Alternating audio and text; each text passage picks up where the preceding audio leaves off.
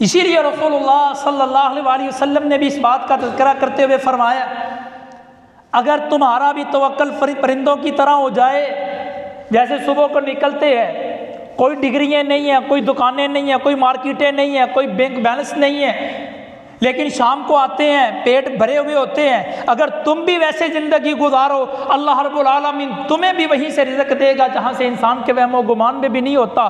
رزق کا ذمہ تیرے اوپر نہیں ہے، رزق کے لیے تمہیں پیدا نہیں کیا، جس رب نے تمہیں زندگی دی ہے وہ تمہیں کھلائے گا بھی پلائے گا بھی۔ لوگ پھر کہتے ہیں کہ جی قاری صاحب آپ کی مثال غلط ہے، ہیلے کو وسیلہ ہوتا ہے، کچھ کریں گے تو کچھ ہوئے گا، ہل چل ہوگی تو کچھ کھائیں پئیں گے، نوالا توڑیں گے تو منہ میں جائے گا، خود بخود تو منہ میں نوالا نہیں جاتا، روٹی کھانے کے لیے کچھ نہ کچھ حرکت کرنی پڑتی ہے، حرکت میں برکت ہوتی ہے۔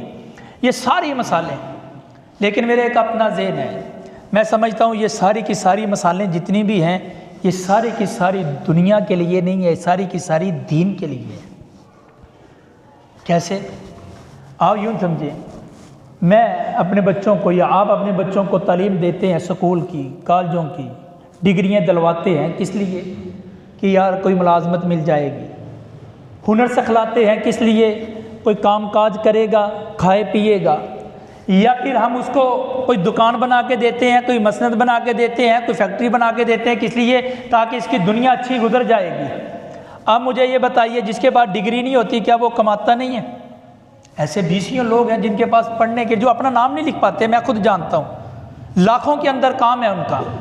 اور ایسے بھی لوگ ہیں جن کے پاس ہنر ہی نہیں ہے۔ ہم ہنر سکھلاتے ہیں اس لیے کہ بچہ ہنر ہوگا تو کچھ کمائے گا، کچھ کرے گا، گھر والوں کو کھلا سکے گا، لیکن ایسے بھی لوگ ہیں جن کے پاس ہنر ہے ہی نہیں، وہ بھی کبھی آپ نے دیکھا ہو کہ بھوک کے ساتھ مرے ہوں۔ اس سے بھی بڑی بات، جس کے پاس ہاتھ بھی نہیں ہے، پاؤں بھی نہیں ہے، آنکھیں بھی نہیں ہیں، دنیا میں کبھی کسی نے دیکھا ہو کہ بھوک کی وجہ سے مر گیا ہو؟ اس کو بھی اللہ رب العالمین کھلاتا ہے۔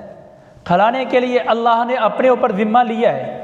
اور ساتھ ہی عربی کا بڑا بہترین مقولہ جو میں نے خطبے کے اندر بھی پڑھا تھا، نصیبک یصیبک لو کان تحت جبلین۔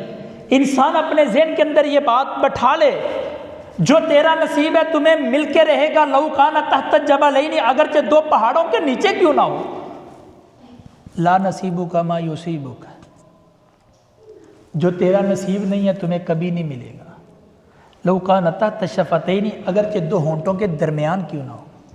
میں نوالا توڑ کے بھی کھانے لگا ہوں، دو ہونٹوں کے درمیان ہے، میرے نصیب کا نہیں ہے، میں نہیں کھا سکتا۔ یہ اللہ رب العالمین نے اس بات کو انسانیت کے ذہن کے اندر بٹھا دیا۔ 1,24,000 کم و بیش بروایت مسند احمد اللہ رب العالمین نے نبی اور رسولوں کو بھیجا۔ آپ نے کسی ایک رسول کی سیرت کے اندر پڑھا ہو جس نے ہنر سکھلانے کے لیے کوئی چیزیں سکھلائی ہوں، سائنس کے کوئی گر سکھائے ہوں کہ آپ ایسے کریں گے، ایسے کمائیں گے، پھر ملے گا، پھر چیز ہوگی؟ جہاں بھی نبیوں نے بات بتلائی ہے، قوم شعیب کو بھی دیکھ لیجئے، مدین والوں کو بھی دیکھ لیجئے، رسول اللہ صلی اللہ علیہ وسلم کی منڈیوں کا حال بھی دیکھ لیجئے۔ آپ فرمایا کرتے تھے کہ سچا تاجر جو ہے وہ اللہ رب العالمین جو ہے نبیوں اور صدیقوں کے ساتھ کھڑا ہوگا۔ تجارت بھی کرو گے تو اللہ رب العالمین کے بتائے طریقے کے مطابق، کام کاج بھی کرو گے تو اس کے طریقے کے مطابق، زندگی دن رات، اٹھنا بیٹھنا، کھانا پینا، ہر چیز کے بارے میں انسانیت کو سکھلانے کے لیے اسلام نے بتلائے وہ گر، جو ہم سمجھتے ہیں وہ نہیں۔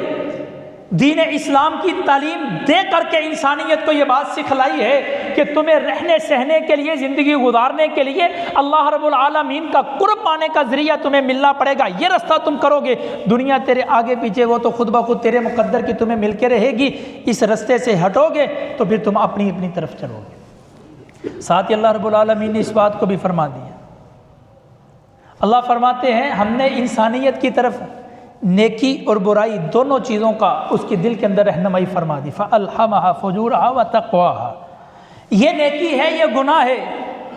اسی لیے رسول اللہ صلی اللہ علیہ وسلم سے سوال کرنے والے نے سوال کیا تھا، مل اسم یا رسول اللہ، اللہ کے نبی گناہ کیا ہے؟ گناہ کسے کہتے ہیں؟ نبی رحمت علیہ السلام نے فرمایا ما حاق فی صدرک، جو تیرے سینے کے اندر کھٹکے۔ گناہ، ضمیر جس کا زندہ ہونا، کبھی غلطی بھی کرے، ٹریک سے اترے بھی، اسی وقت اس کا ضمیر اس کو جگا دیتا ہے، بتا دیتا ہے کہ بھی غلط راستے کے اندر جاتا ہے۔ آپ بھی مشاہدہ کرتے ہیں، مجھ سے زیادہ دنیاوی معاملات آپ سمجھتے ہیں، دینی معاملات کا تو ہمیں پتہ ہوتا ہے، لیکن دنیاوی چیزیں ہم آپ ہی سے سیکھتے ہیں۔ کبھی بھی آپ نے غلطی کرنے والے باپ کو اپنے بیٹے کی رہنمائی ویسے کرتے ہوئے دیکھا ہو؟ چور ہے، بچے کے بارے میں ہمیشہ ہی سوچے گا کہ میرا بچہ اس کام کی طرف نہ آئے۔ نشہ بھی کرتا ہے، سگریٹ پیتا ہے یا کوئی اور کام کرتا ہے تو بیٹے کو پابندی بھی کرتا ہے کہ تو یہ کام نہیں کرے گا۔ ہم نے جوا کھیلنے والے بھی ایسے بیسیوں ساتھیوں کو بھی دیکھا ہے جو اپنے بچوں کو صرف مار اس لیے رہے تھے کہ یہ جوا کھیلتے ہیں، خود کھیلتا ہے۔ یار میں غلطی کرتا ہوں کہ میری اولاد نہ کرے، کیونکہ انسان کے اندر جو ضمیر ہے پہلے دن سے اللہ رب العالمین نے اس کے اندر ڈال دی ہے کہ یہ صحیح رستہ ہے یہ غلط رستہ ہے، اب جانے کے لیے تمہیں کرنا ضروری ہے۔ یہ اللہ رب العالمین نے پوری شریعت کے اندر انسانیت کی ابتدا سے لے کر کے انسانیت کی انتہا تک اللہ رب العالمین نے یہ انسانیت کو سکھلا دیا ہے کہ دنیا کا مال تمہیں اتنا ہی ملے گا جتنا ماں کے رحم کے اندر ہم نے تیرے لیے لکھ دیا تھا کہ تمہیں اتنا ملے گا۔ حضرت علی المرتضیٰ رضی اللہ تعالیٰ عنہ کی طرف ایک نسبت بھی منقول ہے، ایک مقولے کی، کہ مقولہ ان کا ہے لیکن سند کے بارے میں علم نہیں ہے کہ واقعتاً ٹھیک بھی ہے۔ کہتے ہیں رزق دو طرح کا ہوتا ہے، ایک رزق وہ ہے جو انسان جس کی طرف دوڑتا ہے، اور ایک رزق وہ ہے جو انسان کی طرف دوڑتا ہے۔ وہ کون سا؟ جب انسان دنیا کا ہی ہو جاتا ہے پھر رزق کے پیچھے ہی پڑا رہتا ہے۔ جو انسان دین کا اللہ کا ہو جاتا ہے پھر رزق اس کے پیچھے ہوتا ہے کہ یہ جب تک یہ پورا نہیں کر پاتا اس وقت تک یہ مر نہیں پائے۔ نبی رحمت علیہ الصلوۃ والسلام نے بھی اس بارے میں فرمایا جو انسان کے لیے لکھ دیا گیا ہے جب تک اپنا لکھا ہوا پورا نہیں کرتا ایک لقمہ بھی وہ اس سے زیادہ نہیں کھا سکتا اور ایک لقمہ بھی اس سے کم نہیں ہو سکتا۔ یہ انسانیت کے لیے اجل میں اللہ رب العالمین نے فقدرہ تقدیرہ، اللہ رب العالمین نے تو لوح محفوظ کے اندر اس کو مقدر کر دیا ہے، بیان کر دیا ہے، لکھ دیا ہے، پھر ماں کے رحم کے اندر لکھ دیا ہے کہ تیرے لیے اتنا رزق ہے تو اس سے زیادہ نہیں کھا سکتا، اپنی جتنی مرضی تو دو کر لے۔ لیکن دوسری طرف جو انسانیت کی تخلیق کا مقصد ہے، یہ کیونکہ اللہ رب العالمین نے تخلیق کا مقصد نہیں رکھا، اس لیے دنیا گزارنے کے لیے اللہ رب العالمین نے دی ہے۔ اگر دنیا ہی مقصد ہوتی تو کبھی ابو جہل یا ابو لہب یا پھر فرعون یا حامان جیسوں کو، قارون جیسوں کو کبھی دنیا نہ ملتی، پھر نبی کبھی بے بس ہو کے یہ بات نہ کہتے کہ کاش کہ آج میرے پاس قوت اور طاقت ہوتی۔ سیدنا لوط علیہ السلام کے الفاظ کہ کاش کہ میرے بازوؤں میں آج طاقت ہوتی، میرے ساتھ بھی کچھ لوگ ہوتے تو میں ان بدبختوں کا مقابلہ کر پاتا۔ اللہ رب العالمین نے یہ دو چیزیں انسانیت کو ابتدا سے دی ہیں، دنیا عام رکھی ہے، ہر ایک کو مل کے رہے گی، جو اللہ کو مانتا ہے اس کو بھی، جو اللہ کو نہیں مانتا اس کو بھی مل کے رہے گی۔ لیکن پھر توغہ کرنے کے لیے کس کام کے لیے ہمیں بھیجا ہے؟ جب ہم دنیا کے لیے محنت کرنا ہمارے مقدر میں نہیں ہے، ہماری چیز میں نہیں ہے، ہماری بناوٹ میں نہیں ہے، ہماری تخلیق کے مقصد میں نہیں ہے، اس کے لیے اللہ رب العالمین نے مجھے اور آپ کو پیدا ہی نہیں کیا، پھر پیدا کس کے لیے کیا؟ اس کے لیے ہم کیسے محنت کریں گے؟ اللہ نے اپنی عبادت کے لیے پیدا کیا اور عبادت کے لیے محنت کرنی پڑے گی۔ جیسے میں نے ابھی جملہ بولا تھا، کہتے ہیں کچھ ہیلے کو وسیلہ ہوتا ہے، ہیلے کو ہی وسیلہ ہوتا ہے، حرکت میں برکت ہوتی ہے، کچھ کرو گے تو کچھ پاؤ گے۔ یہ سارے جملے لوگ دنیا کے لیے بولتے ہیں لیکن ہم اس کو دنیا کے لیے نہیں دین کے لیے بولتے ہیں۔ اور آپ مشاہدہ بھی کر لیں، دو مثالیں دے کے سمجھانے کی کوشش کرتا ہوں، شاید کہ مجھے خود بھی سمجھ آ جائے اور آپ کو بھی میں سے کسی کو سمجھ آ جائے۔ جب ہم یہ بات سمجھ چکے ہیں یار جو ہیلہ کرتا ہی نہیں وسیلہ اس کا بھی ہو جاتا ہے، روٹی اس کو بھی مل جاتی ہے، اس کے مقدر کی جتنی ہے اس کو مل کے رہے گی، جہاں مرضی ہو، جس جگہ پہ، جس خطے میں، جس جگہ پہ بھی ہے وہ اس کو مل کے رہے گی۔ جب یہ بات ہمیں ذہن کے اندر آ گئی ہے تو پھر یہ ہیلہ وسیلہ کیسے ہوگا؟ اللہ رب العالمین نے دوسری طرف فرما دی ہے، دوسری چیز کے اندر فرما دی ہے، دوسری بات کے اندر رہنمائی کر دی ہے کہ رہنمائی جو انسان لے گا رہنمائی اسے ملے گی، ہدایت اسے ملے گی، جو رہنمائی کی طرف نہیں آئے گا اس کو ہم ہدایت نہیں دیں گے۔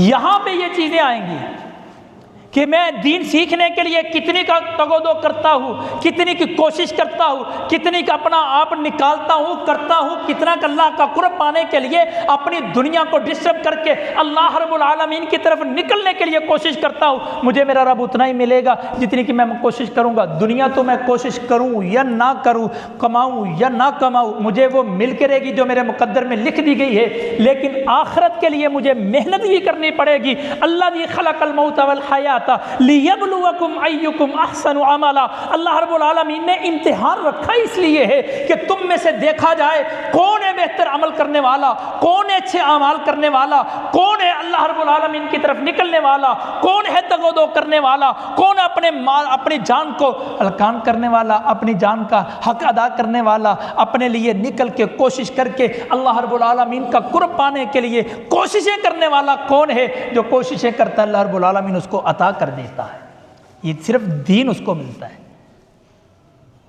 ہمارے استاد جب ہم مدینہ طیبہ میں پڑھتے تو ایک جملہ کہا کرتے تھے، عقیدے کے استاد تھے توحید کے، وہ بڑا جملہ کہتے تھے، وہ کہتے تھے یہ قرآن اور حدیث اور اسلام بڑا غیرت مند دین ہے، اس سے بڑا غیرت مند کوئی نہیں، اکثر یہ جملہ کہتے تھے۔ ایک دن ایک فلپائنی ساتھی نے پوچھ لیا مل مراد یا شیخ، اس کا مطلب کیا ہے، اس کی مراد کیا ہے؟ آپ یہ جملہ اکثر کہتے ہیں کہ اسلام سے بڑا غیرت مند کوئی مذہب نہیں ہے، یا قرآن سے بڑی غیرت مند کتاب کوئی نہیں ہے۔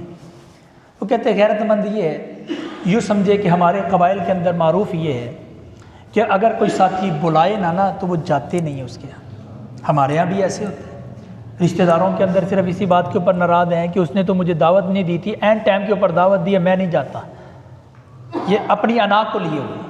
کہتے ہیں قرآن اور حدیث اور اسلام اس سے بڑا غیرت مند ہے، بندہ جو آنا ہی نہیں چاہتا قرآن اس کے پاس نہیں جاتا، جو اس کی طرف کوشش ہی نہیں کرتا قرآن اس کو سمجھ نہیں آتا، اور جو اس سے جتنا دور ہوتا ہے قرآن اتنی جلدی اس سے نکل جاتا ہے۔ ایک حدیث کا مفہوم بھی یہی ہے، جبکہ اس کی سند کے اندر اگرچہ اختلاف ہے کہ رسول اللہ صلی اللہ علیہ وسلم کی طرف منسوب کیا جاتا ہے، سند کے اندر کچھ اختلاف ہے، لیکن رغبت کے لیے صرف بیان کر دیا جاتا ہے مقولہ، کہ یہ ایسے ہی ہے جیسے اونٹ کے اوپر سامان ہے، یا قرآن یوں سمجھیے کہ جو اس کے ساتھ لگا رہتا ہے، اس کے ساتھ اٹیچ رہتا ہے، قرآن اس کے ساتھ ہوتا ہے، جو اس سے جتتا ہے قرآن کو اس کے سینے سے نکال لیا جاتا ہے۔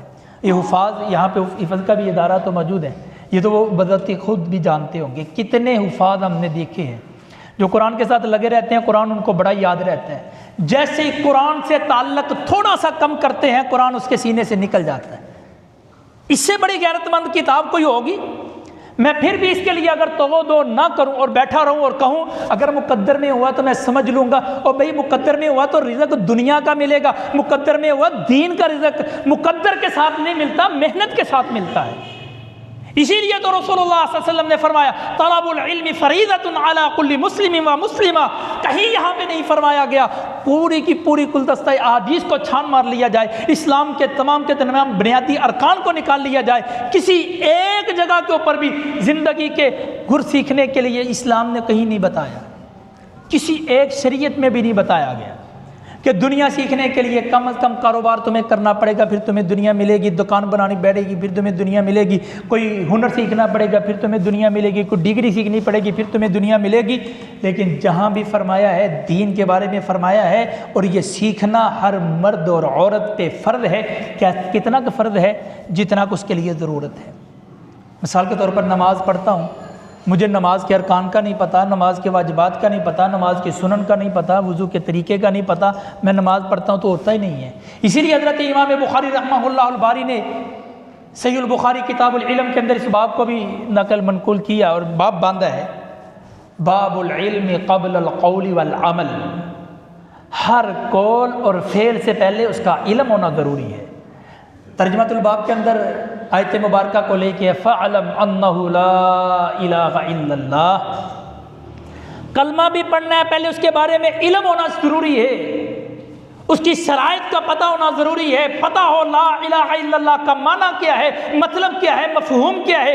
ویسے میں پڑھتا رہوں، ویسے پڑھنا ہوتا تو مکے والے بھی پڑھ لیتے، وہ جانتے تھے جب کلمہ توحید میں نے کہہ دیا پھر میری اپنی مرضی نہیں چلے گی، پھر میں اپنی مرضی سے لات منات عزا کی عبادت نہیں کر پاتا، پھر مجھے حی علی الصلاۃ حی علی الفلاح کے اوپر مسجد کی طرف جانا پڑے گا، مجھے پیغمبر کی بات کو ماننا پڑے گا، مجھے اللہ کی بات کے اوپر لبیک کہنا پڑے گا، یہ لا الہ الا اللہ کا ورد بھی میں زبان سے کہتا رہوں اور ادائیں بھی میری ویسی کی ویسی رہے، انہی کے بارے میں اللہ رب العالمین نے فرمایا کئی اکثر ایسے مسلمان بھی ہوں گے جو کلمہ بھی منہ سے کہیں گے تو شرک بھی کرتے ہوں گے، یہ شرک اللہ کو قابل قبول نہیں ہے۔ اسی لیے دین سیکھنا انسان کی زندگی کا مطمع نظر بھی ہے، دین سیکھنا انسان کی زندگی کا مقصد بھی ہے، دین سیکھنا انسان کی زندگی زندہ رہنے کا ذریعہ بھی ہے۔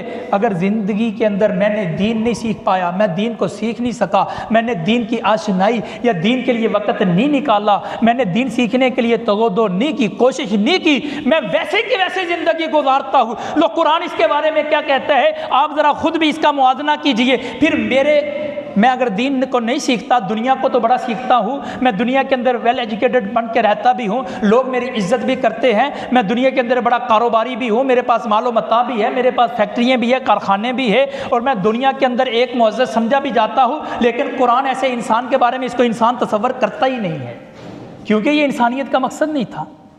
اس کے لیے اللہ رب العالمین نے انسان کو بنایا ہی نہیں ہے۔ میں زندگی ویسے گزارتا ہوں جیسے اللہ رب العالمین نے بتائی، ویسے مجھے پتہ ہی نہیں تھا میں نے کیسے گزارنی ہے، میں اپنی لائف سٹائل، میرا اپنا سٹائل ہے، میں اسی سٹائل کے ساتھ زندگی گزارتا ہوں۔ تو قرآن اس کے بارے میں کیا کہتے ہیں کل انعام، یہ تو چپاؤں کی مانند ہے، جس کو اپنے رب کا نہیں پتہ، دین کا نہیں پتہ، اللہ کی معرفت نہیں ہے، دین کا قرب نہیں ہے، جس کو نماز روزے حج زکوٰۃ کا نہیں پتہ، جن کو ان چیزوں کا نہیں پتہ، جو اللہ کا قرب پانے کے لیے کوشش نہیں کرتا، کاروبار کے اندر مصروف ہے، کل انعام، یہ چپاؤں کی مانند ہے۔ پھر ساتھ ہی اللہ رب العالمین نہیں چوپائے تو پھر بہتر ہیں۔ کیوں؟ کیونکہ چوپائے جو ہیں وہ تو اللہ کی تسبیح و تمجید و تحلیل بیان کرتے ہیں، اگر تم نہیں کر پاتے تم اس سے بھی بدتر ہو۔ قرآن کیا، میں نہیں کہہ رہا، قرآن کہہ رہا ہے بل هو اضل، بلکہ اس سے بھی بدتر، اس سے بھی بدتر۔ یہ بارش کا موسم ہے، آپ بھی بادل کو گرجتے ہوئے دیکھتے ہیں، سنتے ہیں۔ میں رفاع یونیورسٹی کے اندر لیکچر دیتے ہوئے یہی بات میں نے وہاں پہ پوچھی کہ آپ میں سے بھی سائنس کے کچھ اسٹوڈنٹ بھی ہوں گے، یہ بادل گرجتے ہیں، ہم بھی سنتے آ رہے ہیں، سائنس نے بھی اس کے اوپر تحقیق کی ہے، بادلوں کی گرج کی آواز مجھے اور آپ کو آتی کیوں آتی ہے؟ جواب ملا کہ اس لیے کہ سورج بخارات پانی جو ہے نا وہ اوپر لے جاتا ہے، بادلوں کے اندر جمع ہوتا ہے، بادل پانی سے بھر جاتے ہیں، جب ہوائیں چلتی ہے بادل چلتے ہیں تو پھر گرج کی آواز آتی ہے، یہ ہماری سائنس کہتی ہے۔ لیکن اللہ رب العالمین مختلف، اس سے الگ کہتے ہیں۔ اللہ فرماتے ہیں یسبح الرعد، یہ کڑک کی آواز جو تمہیں سنائی دیتی ہے، یہ کڑک کی آواز اللہ کی تسبیح بیان کرتی ہے۔ بلکہ اللہ رب العالمین نے قرآن مجید میں 7 مقامات کے اوپر ان چیزوں کا ذکر فرمایا کہ دنیا کے اندر ہر چیز اللہ کا ذکر، اللہ کی تسبیح بیان کرتی ہے۔ بلکہ اللہ رب العالمین نے یوں بھی فرمایا کہ ہر چیز اللہ کے لیے سجدہ کرتی ہے۔ اگر 2 قسم کے لوگ ہیں، جن و انس کے اندر موجود ہے، جن میں سجدہ کرنے والے بھی ہیں، نہیں کرنے والے بھی، ورنہ دنیا کی ہر مخلوق اللہ کو سجدہ کرتی ہے۔ انسان کہاں پہ ہیں، کس جگہ پہ ہم کھڑے ہیں؟ میری اور آپ کی نظر کہاں تک پہنچ چکی ہے؟ دنیا میری مطمع نظر ہے تو پھر میں اپنے رب سے دور ہوا ہوں، تو میں اپنی تخلیق کا مقصد ہی بھول گیا۔ کوئی ایک مشینری بنائی جائے نا، ایک مشینری، اس کے ساتھ ہی اس کی جو کاپی بھی دی جاتی ہے، اس کے اندر دیکھا جاتا ہے کہ یہ کام کرنے کے لیے، اگر وہ کام نہ کرے تو وہ کسی کام کی نہیں ہے، وہ لاکھوں کی ہو، کروڑوں کی ہو۔ کپڑا بنانے کے لیے میں ایک مشین بناتا ہوں مثال کے طور پر، وہ کپڑا نہیں بناتی تو میرے کس کام کی بھئی؟ انسان کو اللہ رب العالمین نے بنایا کس لیے؟ عبادت کے لیے۔ وہ عبادت نہیں کرتا یا عبادت کے لیے کوشش نہیں کرتا یا وقت نہیں نکالتا تو وہ انسان کس کام کا؟ پھر اس کو انسان نہیں کہتے، پھر اس کو حیوان بھی نہیں کہتے۔ قرآن اس کو حیوانوں سے بھی بدتر کہتا ہے۔ کیوں؟ کیونکہ حیوان تو کبھی اللہ کے ذکر سے غافل ہوتا ہی نہیں ہے۔ حیوانیت کے اندر بھی اللہ کی کوئی مخلوق ایسی نہیں ہے جن و انس کے علاوہ جس کے اندر اللہ سے غافل ہونے والے موجود ہو۔ انسان کہاں پہ گم ہو چکے ہو؟ اللہ رب العالمین نے آواز دے کے بھی کہا کہاں پہ، کس چیز نے تمہیں غافل کر دیا ہے اور کس چیز سے اعراض کیے بیٹھے ہو اور کیا ہو گیا ہے؟ تم قرآن کی طرف کیوں نہیں آتے؟ افلا یتدبرون القرآن، قرآن کے اندر غور و فکر کیوں نہیں کرتے، سوچتے کیوں؟ تیری زندگی گزارنے کے سارے مراحل قرآن کے اندر موجود ہے۔ ہائے افسوس تو یہ ہے ہم قرآن سے دور ہوئے، ہم اپنی زندگی گزارنے کے طریقے بھول گئے۔ غیر مسلم قرآن کے قریب ہوئے، اگرچہ تجربہ کرنے کے لیے قریب ہوئے ہیں تو وہ دنیا کے اندر جس چیز کے لیے ہوئے ہیں وہ دنیا کے اندر ترقی کیے بیٹھے ہیں، اور پھر ہم مثالیں دیں گے ان کی، پھر ہم مثال پیش کریں گے ان کی، بھئی ہمیں ان کی مثال پیش کرنے کی کیا ضرورت ہے؟ وہ تو دنیا کے لیے اللہ نے دنیا ان کو دے دی، میں تو دنیا کے لیے نہیں، آپ دنیا کے لیے نہیں ہیں، ہم کس چیز کے لیے؟ ہم اللہ کی عبادت کے لیے، اور اللہ کی عبادت کو سیکھنا ہر مومن مرد اور عورت کے اوپر فرض ہے۔ بھئی ہم اپنے بچے کو سکول پڑھاتے ہیں، کالج بھی پڑھاتے ہیں، خرچہ بھی کرتے ہیں، اس کے باوجود بھی وہ دین نہ سیکھ پائے تو نہ میری دنیا بنی نہ میری آخرت بنی، وہ تو تباہی تباہی۔ اس کے لیے کم از کم ہر گھر سے ایک بچے کو دین کے لیے وقف کرے۔ حقیقت بات تو یہ ہے، جب گھروں میں سے بچے دین کے لیے وقف ہوں گے، دین کے لیے نکلیں گے، پھر خاندانوں کے اندر علماء سو کبھی بھی وار نہیں کر پائیں گے، پھر ہمارا مال بھی بچے گا، ہماری عزت بھی بچے گی۔ جب بچے کو خود پتہ ہے کہ یار یہ کیا کام کرنا ہے، یہ کیا کرنا ہے، پھر ہم مولویوں کے پیچھے کیوں لگیں گے؟ ہم خود سیکھیں گے، ہم خود۔ اللہ رب العالمین نے یہ میرے اور یہ سافٹ ویئر سب کے اندر رکھا ہے، یہ سمجھ سب کے اندر رکھی ہے، اور یہ مت سمجھیے کہ یہ بڑی مشکل چیز ہے مجھے سمجھ نہیں آتی، بلکہ اللہ رب العالمین نے قسمیں کھا کر کے کہا، میرا رب قسمیں نہ بھی کھائے مجھے پھر بھی یقین ہے میرے رب کی جو باتیں ہیں وہ حق اور سچ کے اوپر مبنی ہے، اس کے اندر ذرہ برابر بھی کمی نہیں ہو سکتی، میرے ایمان کا یہ حصہ اور جز ہے۔ تو میرا رب تو پھر بھی کہتا ہے وَلَقَدْ يَسَّرْنَا الْقُرْآنَ لِلذِّكْرِ فَهَلْ مِن مُدَّكِرٍ۔ واو بھی قسم کے لیے، لام بھی قسم کے لیے، قد بھی قسم کے لیے، 3 قسمیں رب نے کھا کے کہا کہ ہم نے قرآن کو آسان بنایا ہے، اور قرآن واقعی آسان ہے۔ قرآن سے آسان دنیا میں کتاب نہیں، قرآن سے آسان دنیا میں کوئی کتاب نہیں۔ کتنا کا کیسے آسان ہے؟ جتنا ہم اس سے تعلق جوڑتے رہیں گے اتنا آسان ہوتا رہے گا۔ آپ نے دیکھا ہوگا آپ کے بچے، ہمارے بچے جو ہیں نورانی قاعدہ پڑھنے کے لیے آتے ہیں، ایک لفظ پڑھتے ہیں الف با تا سا جیم ہا، ایک لفظ پڑھتے ہیں، جیسے جڑا رہا وہ 2 لفظ پڑھنے شروع کر دیے، کرسا نے ایک لائن دینی شروع کر دی، آدھا صفحہ دینا شروع کر دیا، قرآن مجید پڑھا، پہلی آیت کو پڑھا، دوسری کو پڑھا، تیسری کو پڑھا، پھر جی وہ ایک صفحہ قاری صاحب سے لیتا ہے، وہ 2 صفحے یاد کرنے شروع کر دیے، قرآن اس کے لیے سارے کا سارا آسان ہو گیا۔ یوں ہی جو بندہ سیکھنا چاہے، حقیقت میں شرط یہ ہے قرآن ملے گا اسے، دین ملے گا اسے، جو اس کے لیے کوشش کرتا ہے، جو کوشش نہیں کرتا رب محمد کی قسم ہے دین اس کو ملتا ہی نہیں ہے۔ اب میں اپنی جگہ پہ، آپ اپنی جگہ پہ اپنا اپنا معائنہ کریں گے، کوشش کریں، کسی دوسرے کو کہنے کی ضرورت نہیں ہے۔ میں کیوں کہوں کہ فلاں ایسا ہے فلاں ایسا ہے، مجھے اپنے کہنے کی کوشش، مجھے اپنے کرنے کی کوشش، میرے اپنے اندر ہزاروں غلطیاں موجود ہیں، میں کسی دوسرے کی غلطی کیوں دیکھوں؟ پہلے اپنیوں کو درست کر لوں، میں اپنا دیکھوں، آپ اپنے دیکھیں کہ ہم دین کے لیے کتنا وقت نکالتے ہیں، جس کے لیے اللہ رب العالمین نے مجھے اور آپ کو پیدا کیا ہے، اس کے لیے میں کتنی کوشش کرتا ہوں۔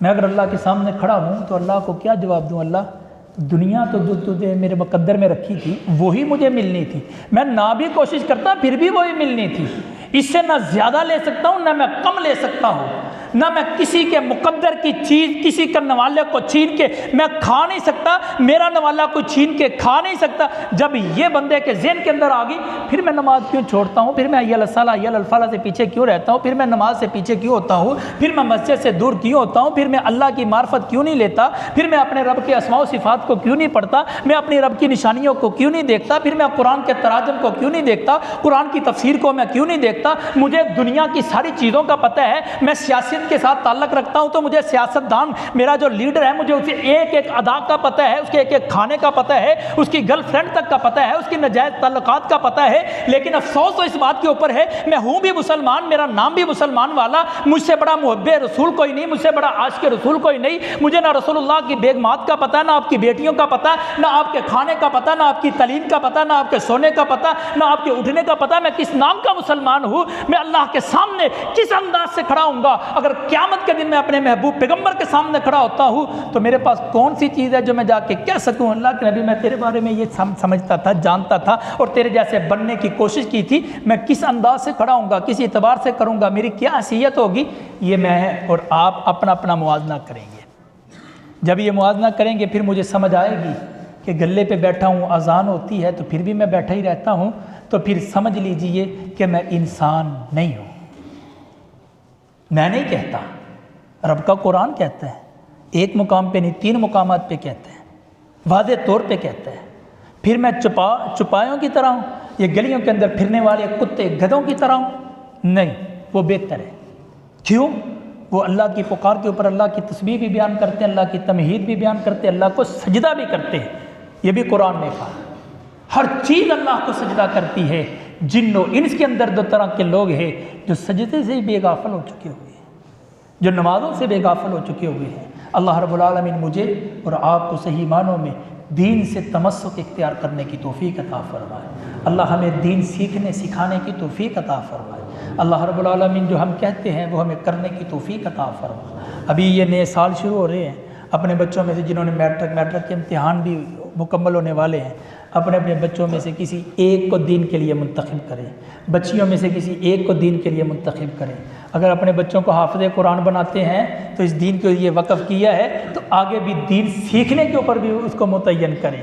اصل میں یہ فیل حافظ قرآن کی ہے، اصل میں قرآن سیکھنے والے کی ہے، اور قرآن سیکھ لے گا تو اللہ کی قسم پھر خاندانوں کے خاندان جو ہے وہ دین کی طرف ہوں گے۔ تو یہی اسلام کا انقلاب ہے۔ اس سے بڑا انقلاب نہ لیڈر بدلنے سے، نہ سیاسی پارٹیاں بدلنے سے، نہ فوج بدلنے سے، نہ رویے بدلنے سے، نہ قانون بدلنے سے اللہ کی قسم اسلامی انقلاب نہیں آ سکتا۔ اسلامی انقلاب کا سب سے بڑا نبوی منہج یہی ہے کہ اپنے گھر سے شروع کی جائے، اپنے نفس سے شروع کی جائے۔ اللہ مجھے اور آپ کو عمل کی توفیق عطا فرمائے۔ وآخر دعوانا الحمدللہ رب العالمین۔